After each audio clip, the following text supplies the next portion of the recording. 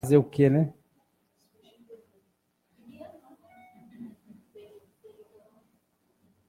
Amém. Glória a Deus.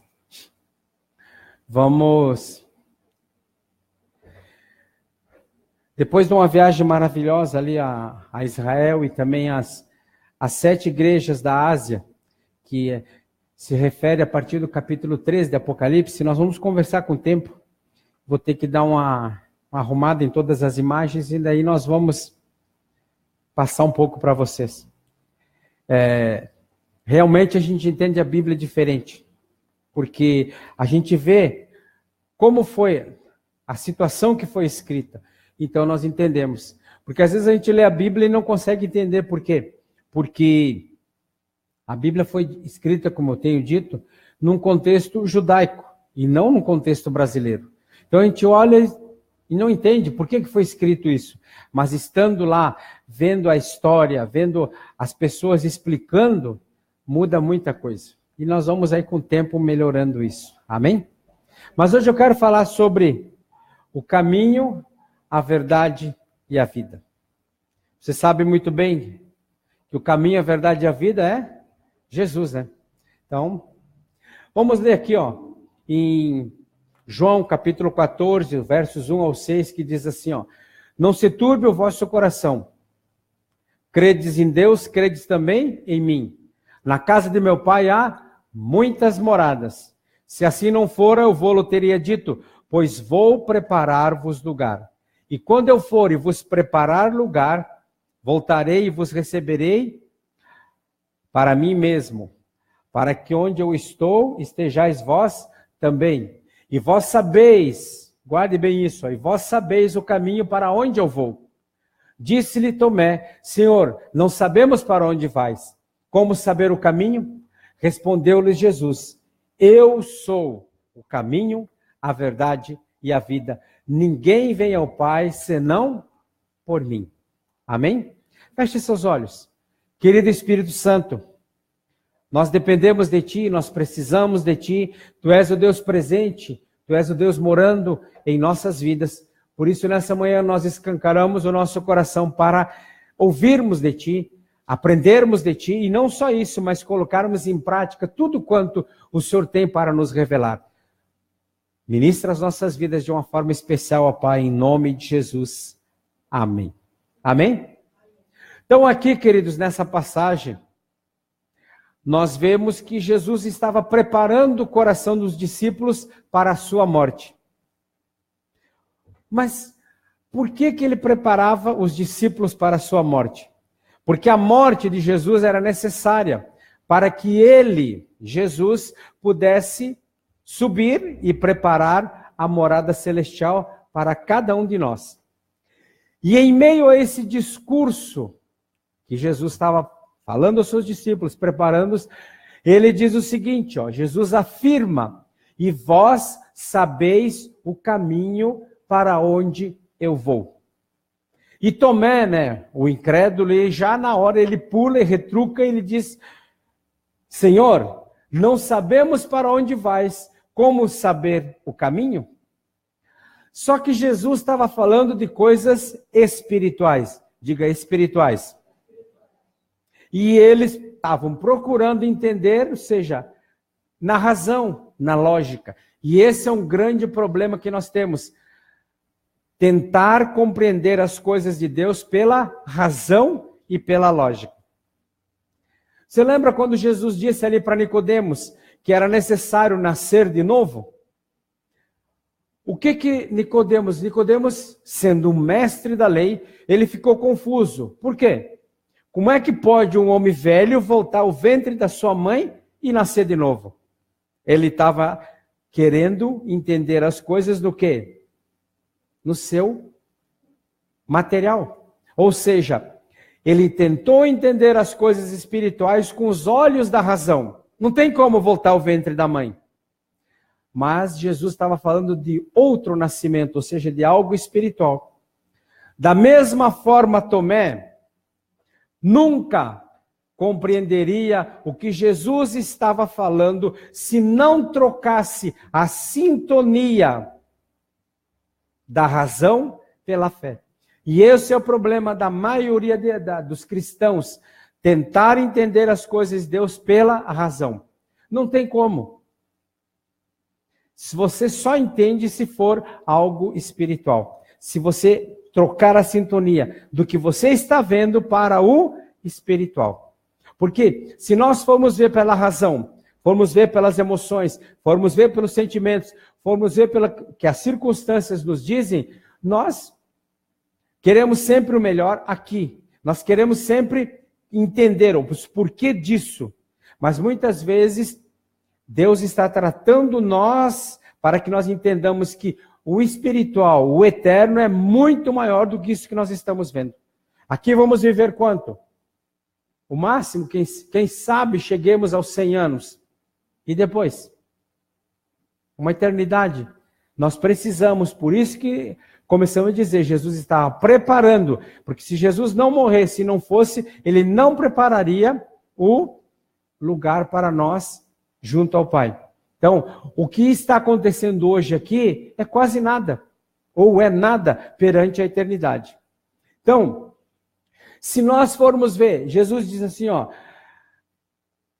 você sabe o caminho. Será que Jesus estava mentindo? É claro que não. Será que Jesus estava exagerando ao dizer aos discípulos que eles sabiam o caminho para o Pai Celestial? Não. Os discípulos pensavam que não sabiam o caminho. Por quê? Porque eles ainda não estavam exercitados nas coisas espirituais, eles estavam vendo um material. Jesus disse, ó, eu vou para o Pai, vós já sabem o caminho. Aí, o que Tomé disse? Mas como é que eu vou saber o caminho, se eu não sei nem para onde o Senhor vai?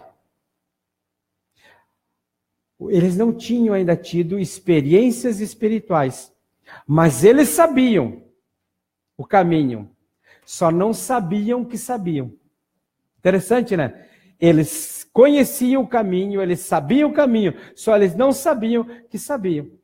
Foi então que Jesus deixou claro, quando ele ensinou, dizendo o seguinte, ó, eu sou o caminho e a verdade e a vida. Ninguém vem ao Pai a não ser por mim. Queridos, o caminho rumo aos céus, portanto, não é um lugar.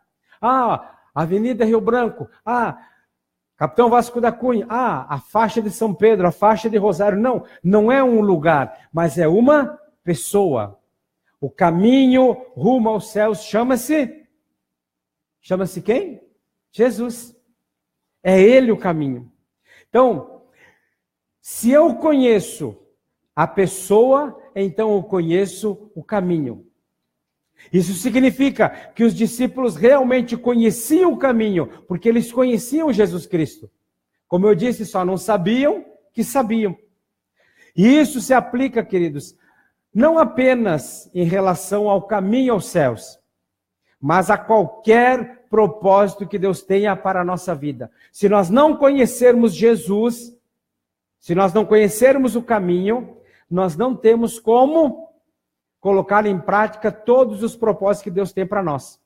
Veja bem, se eu estiver em Cristo, se você estiver em Cristo, se nós estivermos em Cristo, certamente estaremos no caminho certo, rumo à concretização de todos os planos e propósitos estabelecidos pelo Pai para o meu, para o seu, para o nosso viver. Qual é o problema de muitas pessoas? Porque elas não estão em Cristo. Então elas dizem não conhecer o caminho e elas começam a murmurar. Acontece qualquer coisinha, ou as coisas não acontecem como ela projetou, ela já desanda.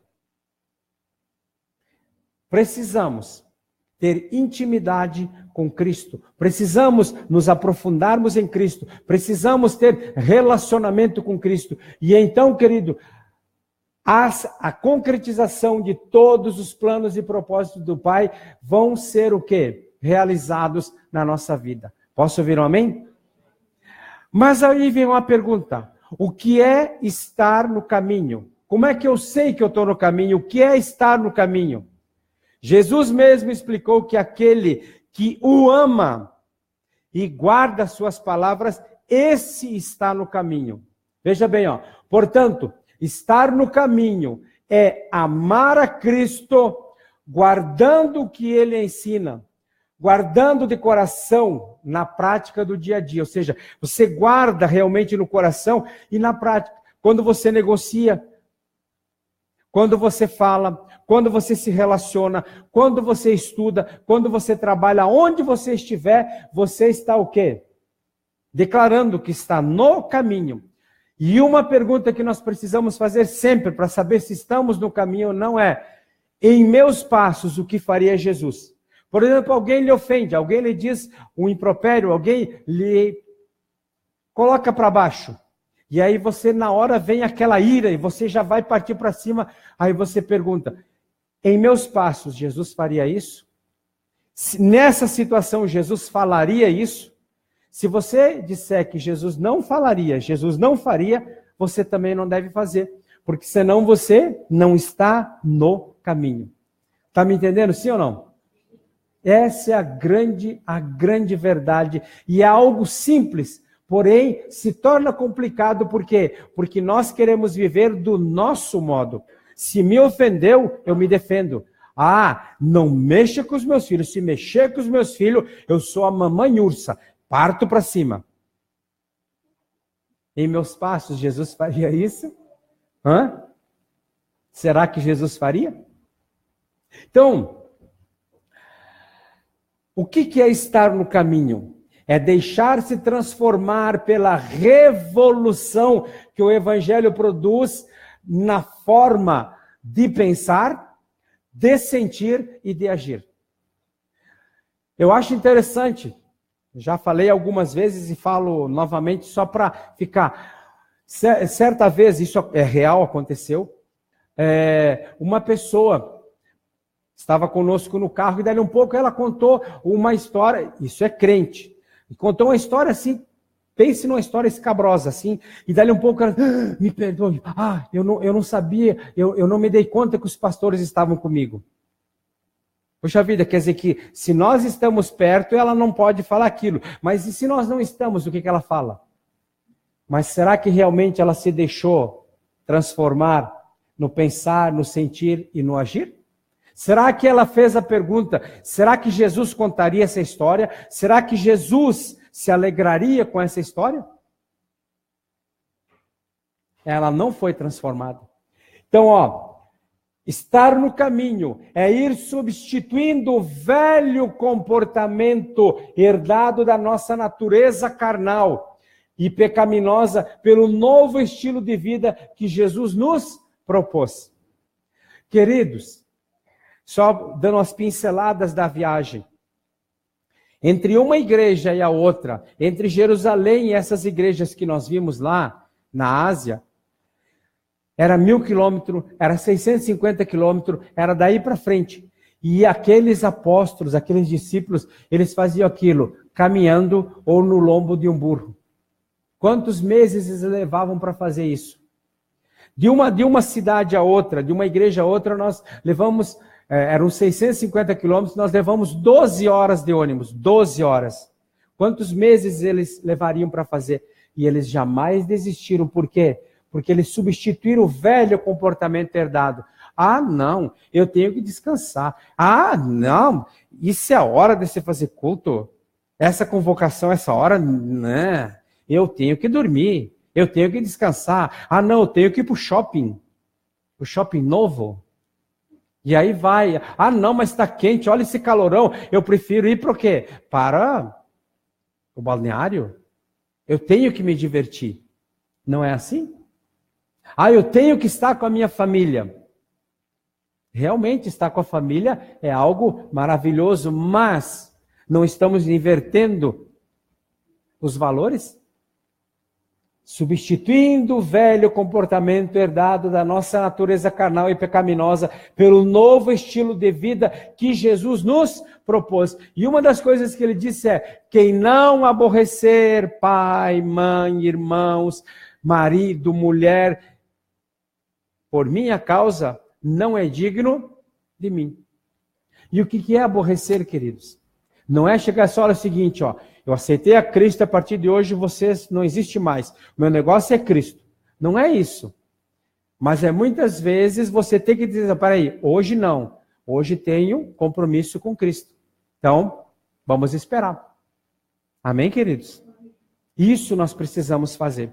Então, se nós não fizermos isso, não vamos estar no caminho. Agora, nós precisamos tomar sempre cuidado, e é um cuidado especial, essencial, de não separar o mandamento, ou seja, a guarda da palavra, da pessoa de Cristo. Por quê?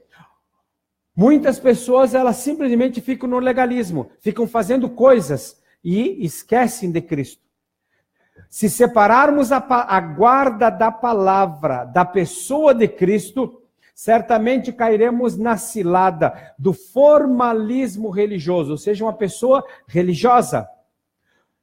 E de uma vida onde a pessoa, ela acha que os exercícios espirituais são mais importantes do que o relacionamento com Cristo. Ela se disciplina, ela não come tal coisa, ela faz jejum, e ela faz todas as coisas espirituais, porém esquece de Cristo. Por quê? Que quando nós perdemos a consciência de que guardar a palavra não pode estar separado do relacionamento da pessoa de Cristo, queridos, nós caímos no legalismo. E aí ficamos, mas para aí um pouquinho, eu jejuo, por que tu não jejua? Olha, eu leio a Bíblia 2 vezes por ano, por que tu não lê? Então nós começamos a nos acharmos melhor, e dessa maneira nós estamos separando o guardar a palavra da pessoa de Cristo. A pessoa de Cristo, o nosso relacionamento com Ele e o guardar a palavra devem andar juntos. Amém? Senão caímos no legalismo. Veja bem, ó. Aquele que tem os meus mandamentos e os guarda, esse é o que me ama. E aquele que me ama será amado por meu Pai. E eu também o amarei e me manifestarei a Ele. Queridos, e como a gente vê isso? Ontem ele estava conversando, numa conversa com alguém, a pessoa disse, eu já não, esse negócio de profecia, isso eu não acredito mais, porque seja ela uma pessoa lê muito, cumpre os exercícios espirituais, mas já separou Cristo dos exercícios espirituais. Não pode. Profecias, sim. Pessoas têm revelações, mas é o que Paulo diz, que toda profecia ela deve ser primeiro o quê? Provada. Não é alguém falou, alguém tem uma revelação que nós temos que... E aí todo mundo vai. Não, vamos provar se essa revelação realmente vem de Deus. E olha o que Jesus respondeu. Ó. Respondeu Jesus, se alguém me ama, guardará a minha palavra, e meu Pai o amará, e veremos para ele, faremos nele morada. Amar a Cristo acima de todas as coisas. Porque muitas vezes nos envolvemos com tantos afazeres que esquecemos de Cristo. Esquecemos do nosso relacionamento com Ele. Alguém aqui esquece de comer? Aí passou 2, 3 dias. Pô, me lembrei agora. Estou 1 semana sem comer. Que coisa, como é que eu fui me esquecer de comer? Alguém esquece? Eu acho que não. Então, não devemos também nos esquecer do nosso relacionamento com o nosso Deus. Veja bem, ó. Enquanto eu sigo pelo caminho e no caminho. Então, enquanto eu sigo com Cristo e com Cristo, amando a Cristo, estando nele, guardando o que ele diz, algo tremendo começa a acontecer. A revelação da verdade. Por que muitas vezes as pessoas estão, e eu já ouvi de várias pessoas há vários anos na igreja, dizer assim, eu não consigo ler o Apocalipse porque não entendo nada. Eu não consigo ler tal livro porque aquilo não me diz nada. Ela não tem a revelação da verdade porque ela não segue no caminho, pelo caminho e no caminho. Ela não ama Cristo, ela não está nele e por isso ela não consegue ter a revelação da verdade. Complicado, não é? Só que, aquele que tem os meus mandamentos e os guarda, esse é aquele que me ama. E aquele que me ama será amado do meu Pai. E eu também o amarei e me manifestarei a ele. Qual é a nossa necessidade? Qual é o nosso anseio?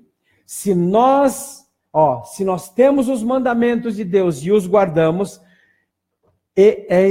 somos nós que amamos a Cristo. E quando nós amamos a Cristo, ele também será amado por Deus. E o que acontece? Seremos amados e ele se manifestará a nós. O que nós precisamos? Qual é o nosso anseio? Quais são os nossos projetos?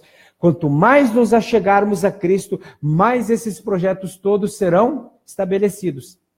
Porque muitas vezes pensamos assim, eu vou sair agora, eu preciso, não sei, eu tenho que trocar de emprego, eu tenho que achar um emprego, Se nós gastássemos tempo, não é nem gastar, investíssemos tempo num relacionamento com Cristo, as coisas vão se abrindo. Eu já dei meu testemunho várias vezes. Por exemplo, eu não saí correndo atrás da dona Ana. E, meu Deus do céu, e aí o zap dela, que não tinha zap nenhum, né? E o telefone dela, e o Facebook dela, e ele liga para ela. Não, por 1 ano e meio eu só fiz orar e jejuar. E não dei uma palavra com ela, e ela nem sabia que eu existia. Até que um dia, ela nunca esquece olha só o chavão, né? Podemos bater um papinho? Hã? Que linda! E estamos batendo um papinho há 30 e poucos anos. Então não é aquela coisa, busca a Deus e as coisas vão se encaixando. Assim que funciona. Porque quando tem até uma música interessante, não sei, acho que não cantamos, é da mesma cantora das canções que estamos cantando. Quando eu faço os meus planos, eu vejo que os deles são muito mais altos.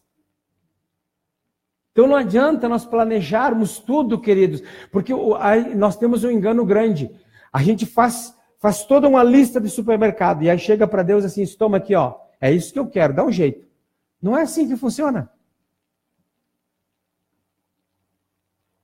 Me manifestarei a ele, aqueles que o amam.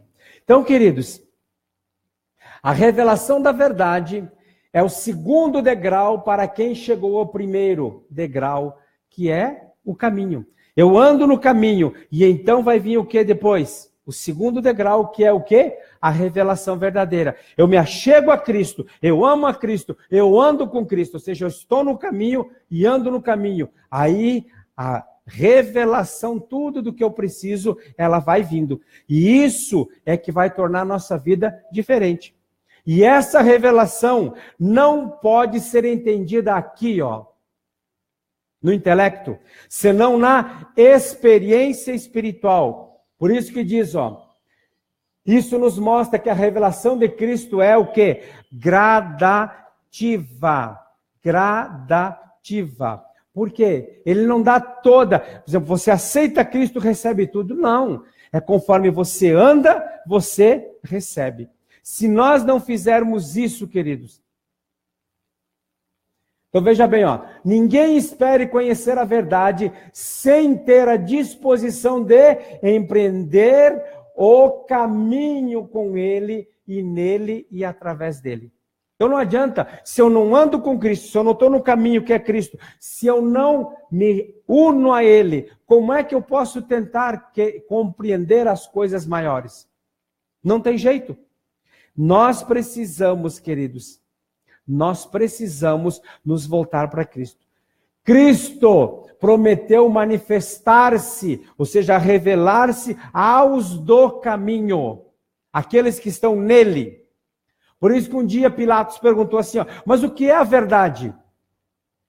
Por mais que Pilatos tentasse entender, ou por mais que as pessoas tentassem explicar para Pilatos, ele jamais conseguiria entender o que era o caminho. Por quê?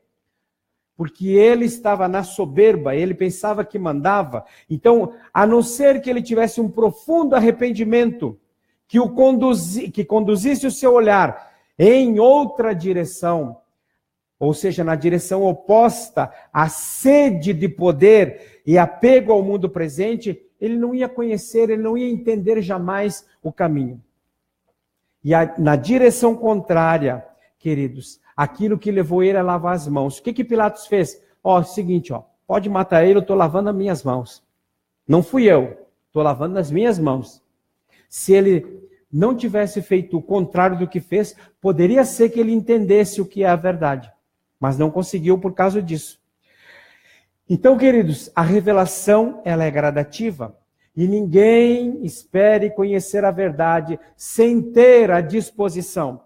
Porque muitos querem o quê? Raramente conseguem ler a Bíblia num ano. Raramente se expõe à palavra de Deus. Tem tempo para tudo, mas não tem tempo para as coisas espirituais.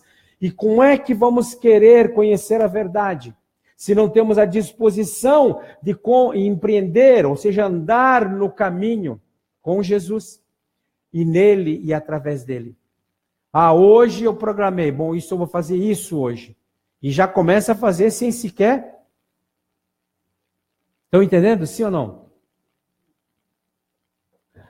Diferente do tormento de consciência que certamente Pilatos sofreu, a verdade, que é Jesus, mostrará que o caminho do perdão é o melhor do que o caminho da vingança.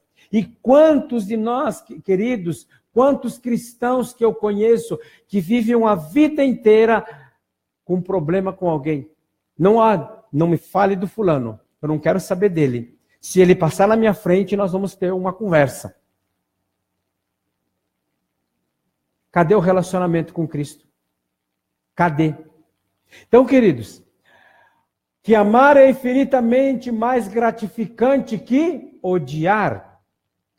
Que confiar na provisão divina em tempos de crise é sempre o maior investimento.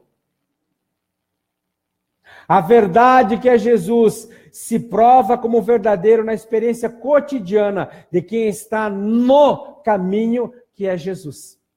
Como vamos conhecer a verdade que é Jesus se não estamos no caminho que é Jesus?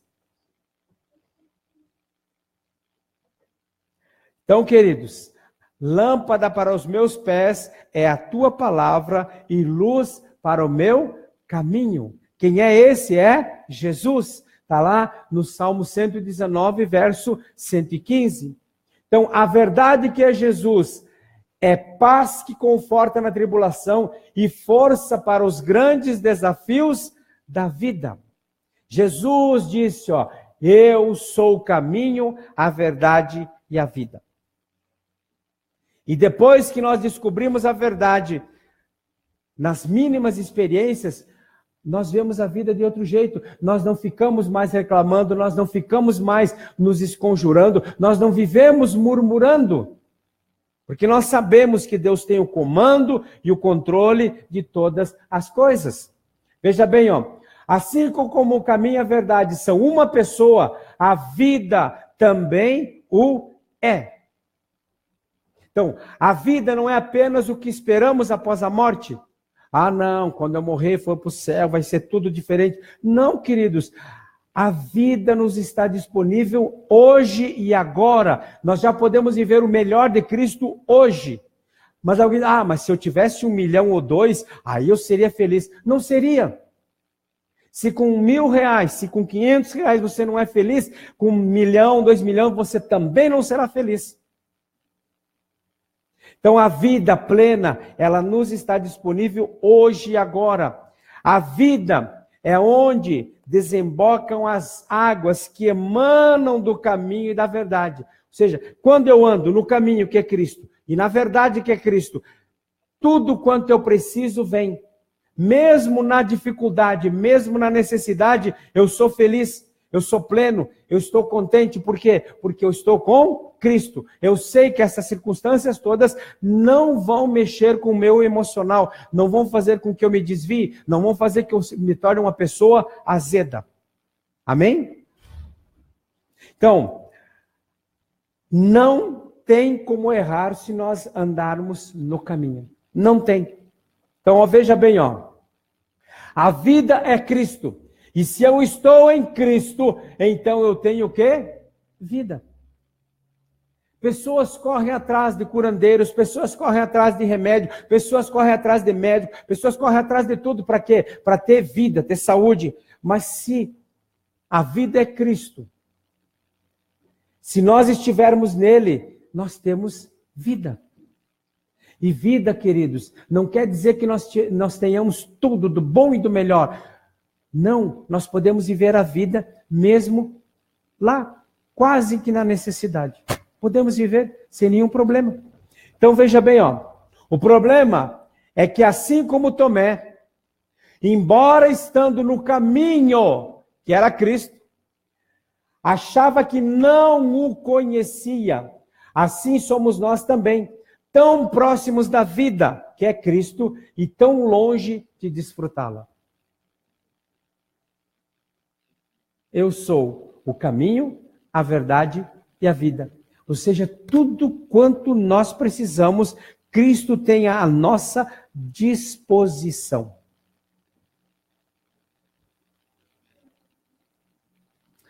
Quando é que isso aqui acontece, queridos? Quando a nossa perspectiva das coisas é somente na dimensão da razão e não do espírito. Por exemplo, faltou algo, ou aconteceu uma coisa que nós não queríamos. Aí já, onde está Deus? Eu sabia, o que adianta estar na igreja? O que adianta ter aceitado Cristo se só me acontece essas porcarias? A pessoa não entendeu nada. Ela quer entender na razão, quando as coisas têm que ser entendidas no espiritual. Então, quando a nossa perspectiva das coisas é somente na razão e não no espírito, assim como Tomé e Filipe e os demais discípulos acharam. Nós não sabemos o caminho. Mas como é que vocês não sabem? Se vocês me conhecem, eu sou o caminho, como é que vocês não conhecem o caminho? Então, queridos,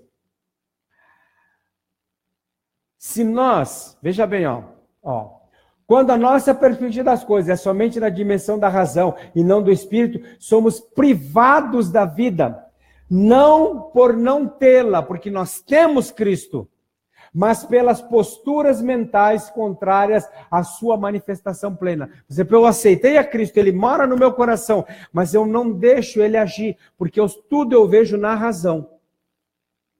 Acontece algo. Onde está Deus? Onde está Deus que não toma um jeito, não dá um jeito na minha vida? Onde está? Estou entendendo na razão. E queridos, ali em Romanos, é muito claro, a tribulação ela vem para quê? Para nos provar, para nos dar perseverança, para nos dar ânimo. Mas muitas pessoas, elas recebem a tribulação como uma condenação. Elas recebem a tribulação como um juízo de Deus. Não é assim que funciona. Então,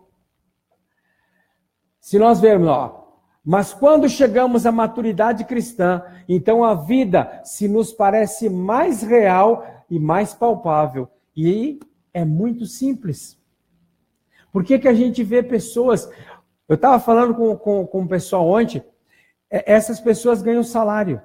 E elas têm do bom e do melhor, nunca lhes falta nada. Por quê? Porque elas são fiéis e andam com Cristo.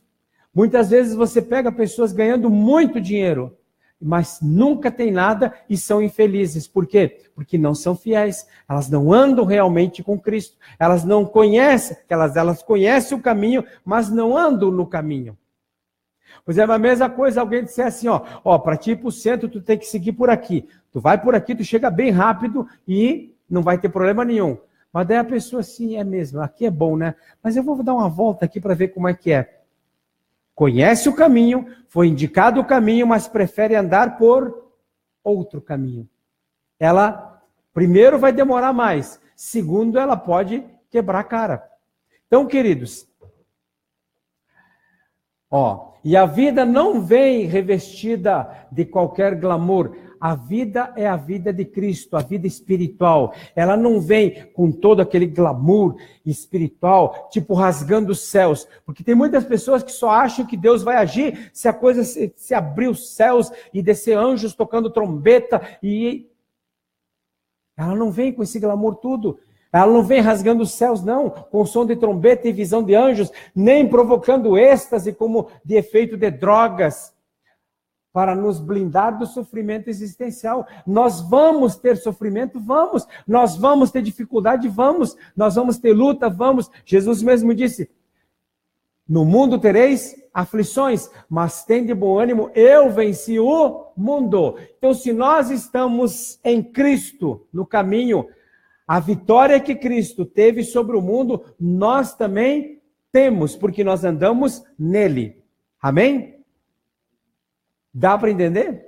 Então eu não vou olhar, por exemplo, para as circunstâncias políticas. Eu não vou olhar para as circunstâncias que estão acontecendo no bairro.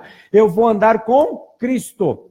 Vou andar no caminho. E essas coisas todas vão mudando. Eu tenho luta, tenho dificuldade, tenho problemas, tenho. Mas nada disso me abala, porque eu ando com Cristo. Amém? E nós vamos ser instrumentos para a mudança do ambiente geográfico onde nós estamos morando. O condomínio onde eu moro é horrível. Vai começar a mudança a partir de mim. O bairro que eu moro é cheio de boca de fumo, é tráfico. Vai começar a mudança a partir de mim, porque eu estou no caminho, eu conheço o caminho, eu ando no caminho. Então, esse caminho, que é Jesus, que mora em mim, eu estando nele, as coisas vão mudando, porque ele é a mudança, ele é o caminho, ele é a verdade e ele é a vida. Amém? Porque quando nós olhamos assim, aqui não tem jeito, a violência é muito grande, eu não saio da minha casa porque eu posso ser atingido por uma bala perdida, uma faca voando, uma pedra sendo jogada. Que fé é essa? Que caminho é esse? Não temos medo. Não precisamos ter. Nós estamos no caminho, nós conhecemos o caminho, nós andamos no caminho e as coisas vão mudando. Posso ouvir um amém? Então, queridos, a vida é suave, mas é real, sem sombra de dúvida. A vida é suave, é pacífica, mas ela é poderosa. A vida convive com o sofrimento, com a miséria, com a escassez, com a perseguição, com a solidão, com a decepção, com a saudade, com a dor, e ainda assim continua sendo vida, vida em maiúsculo, porque é Jesus, firme, forte, vigorosa e verdadeira. Queridos, por que eu digo isso? Porque a teologia da prosperidade é essa que é pregada por aí, que você não, se tu está em Cristo, tu não tem problema. E se tu tem um problema, é porque tu está em pecado. Isso não é Bíblia. Vamos dar uma olhada? De todos os apóstolos de Jesus, todos eles foram decapitados, crucificados, cozidos no óleo. Somente João não morreu de morte matada. Ele morreu na ilha de Patmos, onde ele teve a revelação do Apocalipse. Mas conta a história, isso é história, não está na Bíblia, conta a história que ele foi jogado dentro de um galão, de um panelão de óleo fervendo e saiu dali sem nenhuma queimadura. Então jogaram ele na ilha de Patmos e lá ele viveu até o fim da vida dele. Se nós formos ver os discípulos de Jesus todos, incluindo Paulo, nós vamos dizer que eles são os miseráveis. Eles não viveram a vida de Cristo porque eles tiveram problema em cima de problema. Mas o que eles tinham o problema, mas eles não viviam o problema. Eles tinham a dificuldade, mas eles viviam acima dessas dificuldades, porque eles sabiam que o que esperava eles era muito maior do que eles estavam vivendo. Se nós tivermos essa certeza, queridos, olha aqui, a vida convive com o sofrimento, vida Jesus.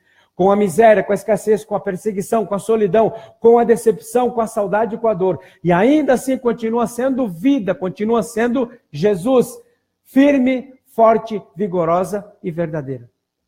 Nós não vamos murmurar por circunstâncias que nos aconteçam. Vamos glorificar a Deus.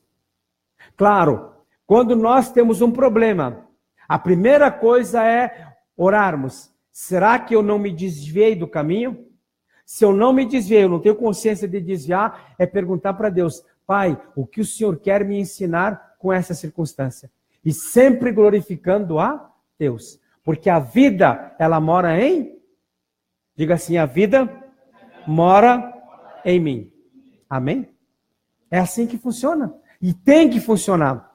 Aí nós não vamos ver como a gente vê, quer dizer, a gente não vai viver o que a gente vê muito. Pessoas cristãs, mas azedas. Pessoas que não cumprimentam ninguém, pessoas que não sorriem, pessoas de um semblante fechado. Não, isso não é vida. Veja bem, ó. Vamos lá. Vamos pegar Paulo como exemplo. Paulo está sendo levado para Roma, preso. O centurião ali, com mais 100 soldados, guardando os prisioneiros, entre eles Paulo. Daí um pouco começa a dar problema.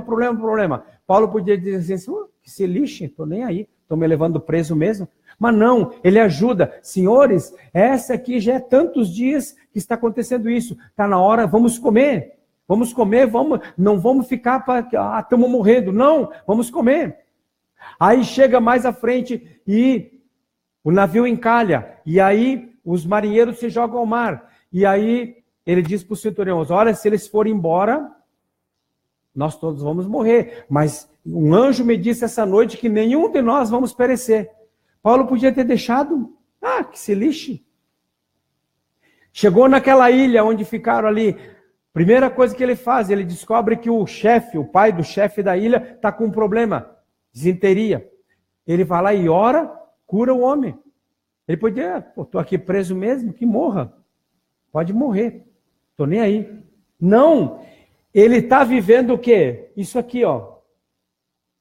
A vida estava nele. Então não interessava as circunstâncias. A vida continuava sendo firme, forte, vigorosa e verdadeira.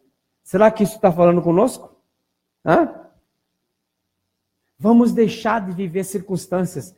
Vamos deixar de viver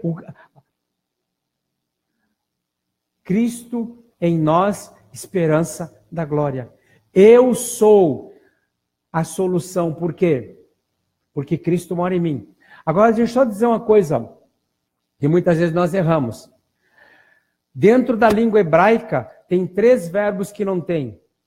Ter, ser e poder. Por quê? Ter, tudo pertence a Deus, não é meu, então eu não tenho nada.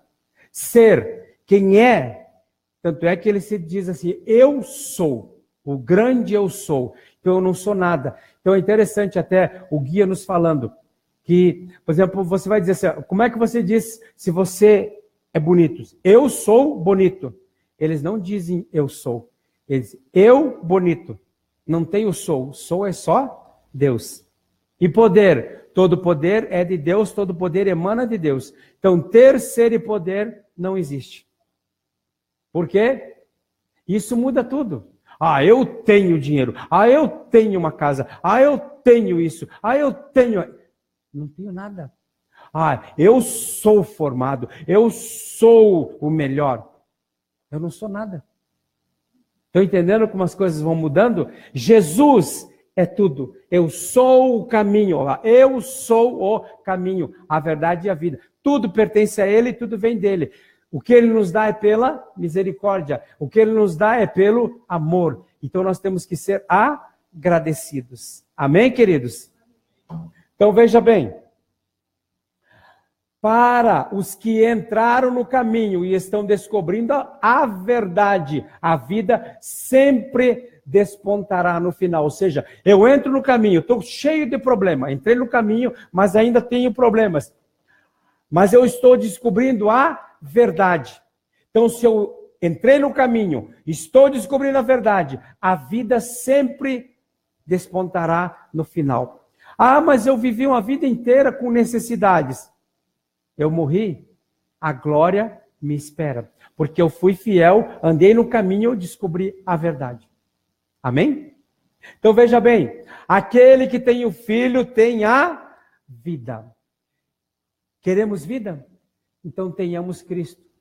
Busquemos um relacionamento com Ele. Andemos em intimidade com Ele. E as coisas todas vão mudar assim, de uma maneira radical nas nossas vidas.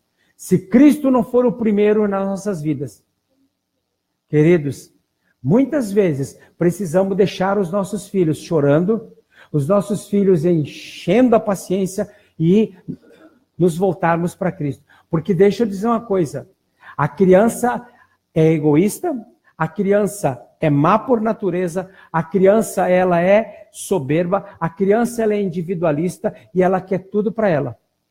Ela vai fazer de tudo para tirar a sua paciência, para tirar o seu tempo, para fazer com que você vire uma escrava dela. E aí você não tem tempo para Deus, você não tem tempo para a palavra, você não tem tempo para nada. E a criança ela é tão mal educada, que ela já vem de coisa, que se tu estiver conversando com alguém, ela te tira a atenção, ela fica te chamando até que você olhe para ela. Então, muitas vezes nós temos que deixar os nossos filhos no seu canto, mesmo chorando, mesmo para que nós possamos andar no caminho, descobramos a verdade e tenhamos assim a vida em nós. Eu falei da criança, mas isso pode ser qualquer coisa. E só dando o exemplo de um discípulo, que eu já dei esse exemplo, de um discípulo nosso lá de Fortaleza. Ele foi chamado para resolver um problema onde vários técnicos, vários profissionais já haviam tentado e não conseguiram acertar. E quando ele chegou, ele disse assim: Senhor, eu não sei nem por onde começar.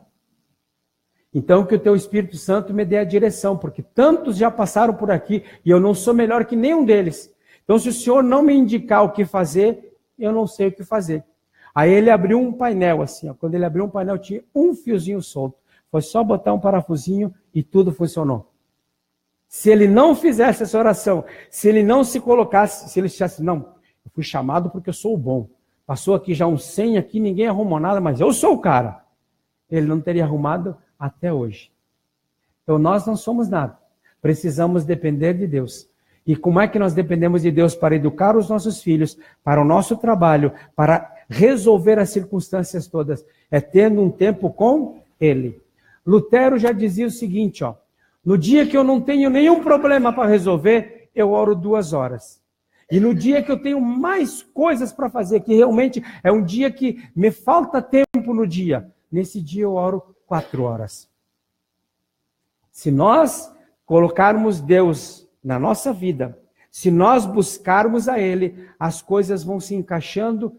Uma coisa que nós demoraríamos, por exemplo, um dia inteiro para fazer, vamos fazer em 15 minutos, 1 hora, 2 horas. Amém? O caminho, a verdade e a vida. Isso é o que nós precisamos ter na nossa vida, Jesus Cristo de Nazaré. Feche seus olhos.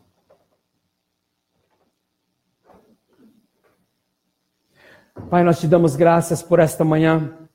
Te louvamos porque realmente Cristo, Ele não só se revelou, mas Ele tomou a decisão de morar em nossos corações, em nossas vidas.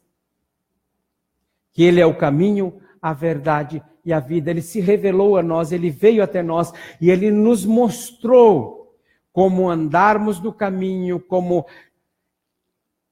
não errarmos o caminho. Por isso, ó Pai, que esta palavra realmente entre, desça até os nossos corações e nós as coloquemos em prática e deixemos de ser tão ansiosos, deixemos de ser tão nervosos, deixemos de ser tão pessoas que querem tudo para aquele tempo e passemos a nos dedicar mais a te conhecer, mais a andar contigo, mais a te buscar, mais a realmente sermos pessoas que numa total dependência tua. Pai, que em nome de Jesus, nós possamos deixar de olhar para as circunstâncias, deixarmos de nos mover pelos sentimentos, pelas necessidades e passarmos a ter um relacionamento real com o caminho, a verdade e a vida. E desta maneira, ó Pai, as nossas vidas sejam completamente mudadas para uma dependência completa tua. E desta maneira, ó Pai, cada circunstância não nos leve a sermos murmuradores, não nos leve a espraguejarmos, mas que realmente, ó Pai, cada circunstância nos aproxime mais e mais de Ti, sabendo que o Senhor tem o comando, o controle e a direção de todas as coisas. Pai, muito obrigado por esta palavra, muito obrigado por cada um dos que estão ouvindo ou ainda ouvirão esta mensagem. Ministra o coração de cada um de nós, e que desta maneira, ó Pai, nós colocamos Cristo em primeiro lugar na nossa vida. E daremos a Ti, ó Pai, sempre o louvor, a honra e a glória, em nome de Jesus. Amém, amém e amém. Amém, queridos? Deus abençoe vocês que estão nos ouvindo pela internet. Fiquem na paz e o Senhor vos acompanhe.